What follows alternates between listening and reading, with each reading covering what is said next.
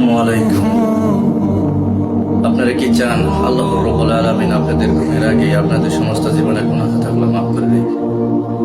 আমাদের নবী হযরত মুহাম্মদ সাল্লাল্লাহু আলাইহি সাল্লামের হাদিস, হযরত আবু হুরায়রা রাদিয়াল্লাহু তাআলা আনহু থেকে বর্ণিত। এই হাদিসের কথা অনুযায়ী যে ব্যক্তি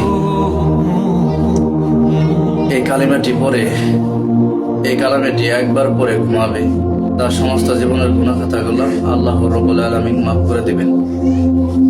কালিমাটি হয়েছে লা ইলাহা ইল্লাল্লাহ ওয়াহদাহু লা শারীকা লাহু লাহুল মুলকু ওয়া লাহুল হামদু ওয়া হুয়া আলা কুল্লি শাইইন কাদির ওয়া লা হাওলা ওয়া লা কুওয়াতা ইল্লা বিল্লাহিল আলিয়্যিল আযীম সুবহানাল্লাহি ওয়াল হামদুলিল্লাহি ওয়া লা ইলাহা ইল্লাল্লাহ আল্লাহু আকবার। এই কালিমাটি বলে কি হবে?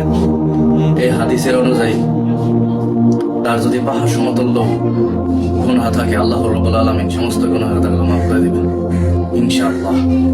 আপনি তো জানলেন, আপনার ভালোবাসার মানুষদেরকেও কফি লিংক শেয়ার করে জানিয়ে দিন আর লাইক কমেন্ট করতে ভুলবেন না। আসসালামু আলাইকুম।